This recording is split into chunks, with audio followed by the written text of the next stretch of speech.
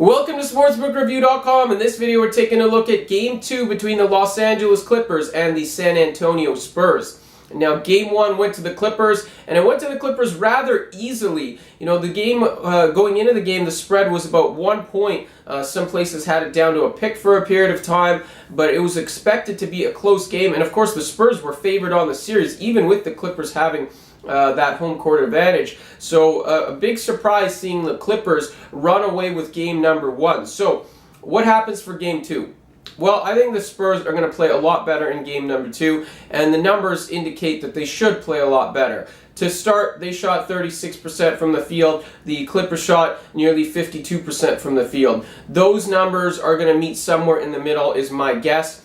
At the very least, San Antonio will be better, and the Clippers will be a little bit worse. I can't see a team that is so good at defense like the Spurs giving up 100 points in back-to-back games. Remember, during this impressive stretch run before that loss to the New Orleans Pelicans at on the last day of the regular season, this is a team that had been allowing about 87 to 90 points per game during their extremely good hot stretch down the stretch of the season. So I think that the Spurs are going to get back to business at both ends of the court.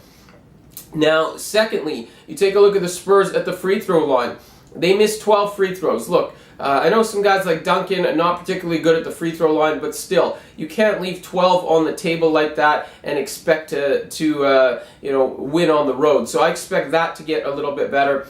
And lastly, again, this is more in regards to the defense. The Clippers, Chris Paul, Blake Griffin did very well offensively. I believe it was combined for 58 points. I think that what we're going to see here is the Clippers have to use one of them or have to rely on one of them more than the other. I think the Spurs, we've seen them time and time again be a quality defensive team, and they're going to have to pick up poison. They're going to have to stop either one or the other, either Griffin or Paul, and they're going to find a way to slow one of them down. I don't think they're getting to 58 points again. I think one of them is going to have a good game again in game number 2. I don't think both are going to be approaching 30 points and combining for nearly 60 points together. I think it's going to be a much better, more concerted effort from Greg Popovich and company to slow at least one of them down and take a bite out of that offensive punch that those two guys provided.